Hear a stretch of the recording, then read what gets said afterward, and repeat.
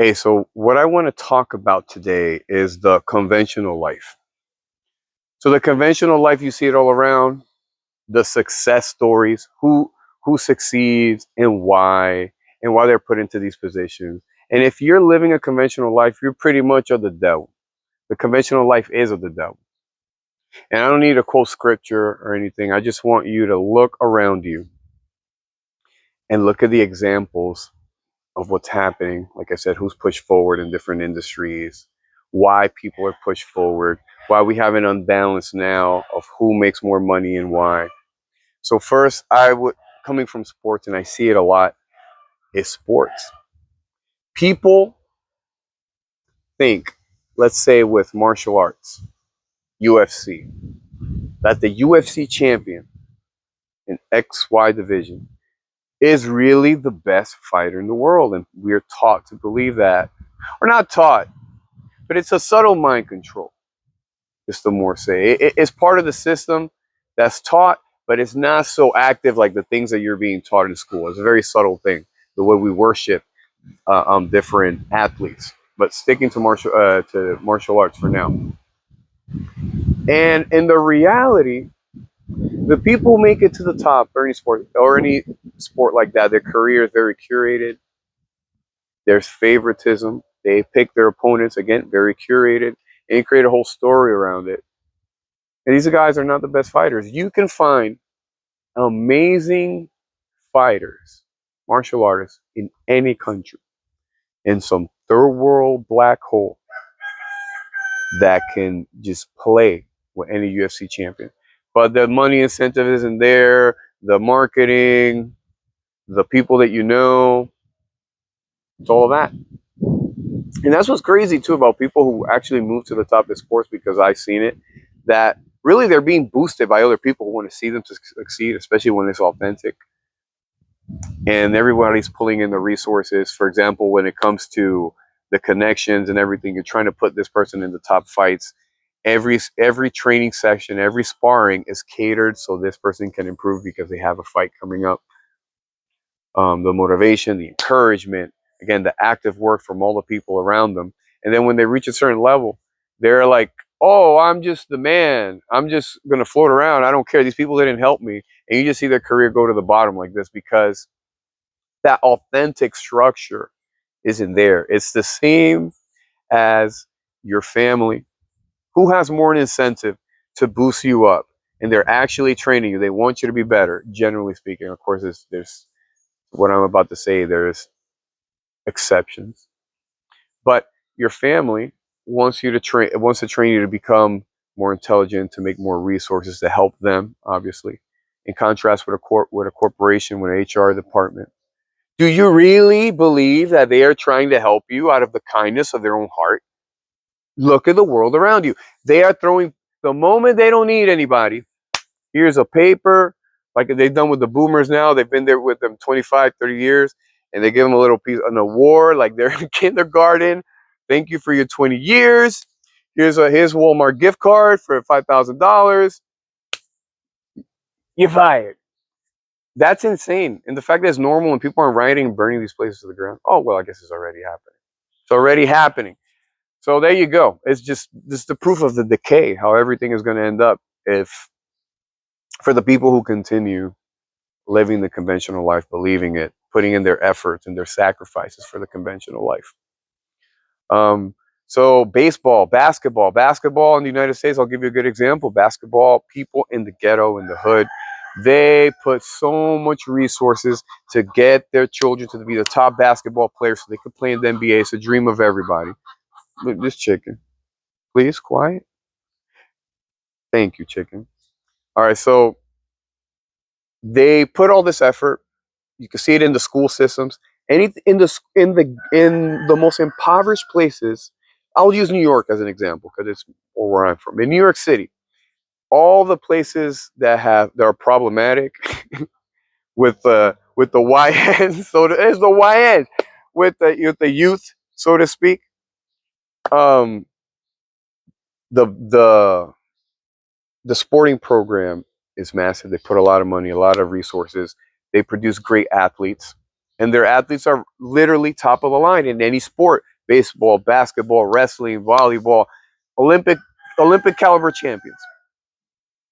But again, the dream of the NBA has been sold to people, and they look at LeBron James and people like that who are complete sellouts to the system. And now it's obvious all the things they need to do, all they have to do to bend the knee. They ain't no party like a Diddy party, Diddy party. That type of stuff that you have to be with to be successful in the conventional life. So everybody's trying to do that. Insofar that people worship Diddy and stuff like that. But to stick with it, what I'm talking about. So they invest all this money into the systems. Kids are doing it. Families are doing it. Then these young people, whoever it is, this person, an individual, tries as much as they can to get into the NBA. It's all working against them because LeBron James' son can play with his father on the same team because these people all come from the same universities that have a bunch of secret societies and they work together. It's nepotism.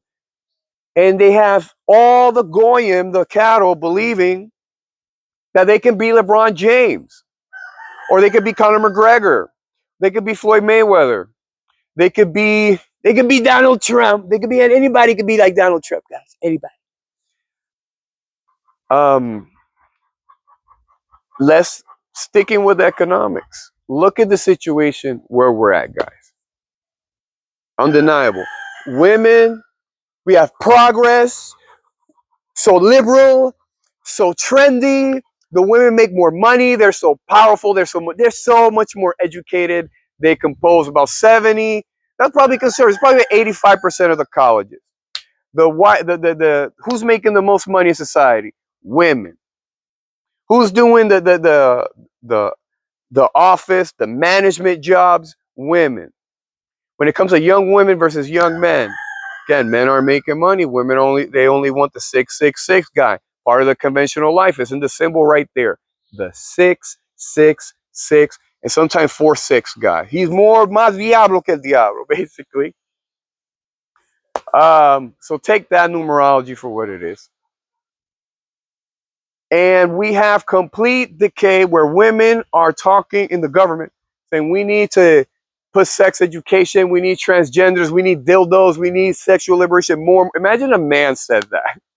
Imagine a man, I want to put, it'd be a good idea we introduce these kids dildos in school. That would do it, that would teach them. See, it's sounding crazy. But a woman could do it. They could do anything. They're untouchables because this is the conventional life. This is the power hierarchy that is created of the fake reality, of the demiurge, however you want to call it. So the women are making more than ever. They're super liberated. They're empowered. And again, we have record inflation. They make the most money. No families. Women are all antidepressants. It's not working out for them, is it? But again, I'm not blaming women. I'm saying what the system is created for the woman who wants to live the contemporary lifestyle. And it's a tragedy. So when these women are being taken from their youth, oh, here it is, college, here's the six figures, money, cars, clothes, status, vacations. Time passes, they're getting it, it's enjoy, it's great, oh, it feels good, all of this stuff. It feels great. And then, like I said earlier, these companies don't care about these women. They will just, pow, let them go. And they know when they're doing it because they're planning. They're like, but I want a family. I want this. And then they rush the trend. And the thing is, that's always happened, but it's happening more and more and more because no one's speaking out because we're all going around like this lifestyle is normal. It's not. It's anti-human. Women shouldn't be depressed. Women should have a happy lifestyle with their family. Women should be working, chilling, managing their family's business and estates and their husband's estates and helping them. Not making money for a corporation that doesn't care about them, that will cast them to the abyss the moment they don't need them. And then do it to the next cohort of young people, men and women. And again, the men are being completely demoralized. They don't give a fuck. They're becoming retarded gooners. Not all, but again, what's the only way out? The men and women who are doing good, they're getting out of society. They do not live the conventional lifestyle. That is the trap of the conventional lifestyle. The trap of the conventional lifestyle is complete degeneracy and decay of society. Economics, religion. I want to expand on that. Maybe cut the video, do a different one on that. The conventional lifestyle, religion, and now the Christianity grift is a new one. Again, recycle it.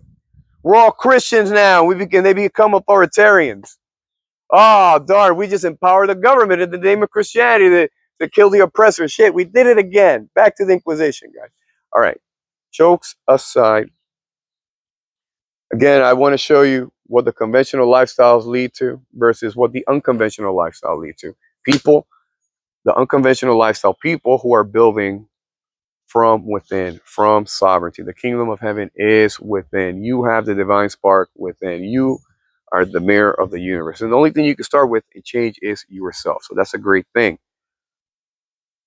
So every time you're standing on your own, it doesn't matter how difficult it is, but the people who come because you're able to stand on your own, you're creating a forge that's different. You guys are standing together in strength. You're not trying to survive together. You're trying to create. Sovereigns create. The parasites are trying to mooch off each other. That's why they never move forward, because they're living the conventional life. They're like, this is easier, this is easier, this is easier. And it eventually becomes complete. It's easier for me to enslave someone so I could keep living my hedonistic lifestyle. Because that's the whole thing of the conventional lifestyle. It's all about me, me, me, me, me. Even their fake Christianity and Jesus or Muhammad, whichever one it is, or Judaism, is about me, me, me, me, me. Rather, the way I'm saying it, I'm bringing that shadow to light. It's about you taking authority, and that's responsibility. That's understanding natural law. And then you can align yourself with your true will. And all these people, we are all now on the same plane of consciousness. We're on a higher level of consciousness operating together. And that's what you're looking for. So the men that are not going with the system, they're trying to create from themselves, they're building skills, they're looking to what's valuable around them and producing. Again, that comes from authentic relationships. From when you do business, you produce a value, be it from nature or something that you create or a service you're providing. It is done in a win-win, not a zero-sum game. The zero-sum game is the way of the conventional lifestyle. They're in tune with nature.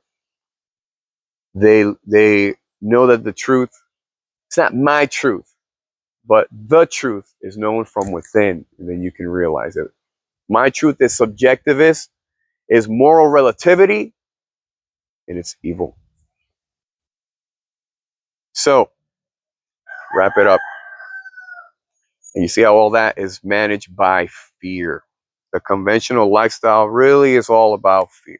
So, I created the fear transmutation manual. Why? Really, it's like a lot of times the criticism I get is like, you talk about all these problems, but what are the solutions?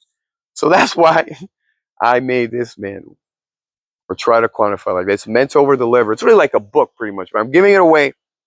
Yeah, send you to my page, that has everything there, but it's for free. Don't worry about it. If that's too uncomfortable, just write fear. I will DM you a link directly or send you the PDF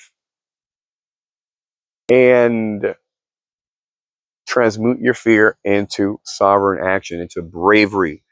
The difference between the cattle, the goyim, and the sovereign person who is in the mind of God, who is living beyond his physical body, is that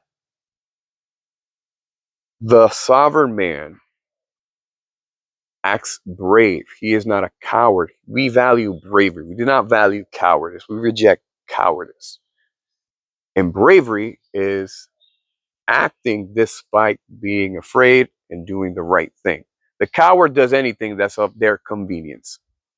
The brave person knows what's right, and we all feel fear, anger, whatever, all these different emotions, but we're able to still choose right versus wrong. And that's understanding natural law. Thank you for being here. I love to hear any thoughts. I read the comments and stuff. Please.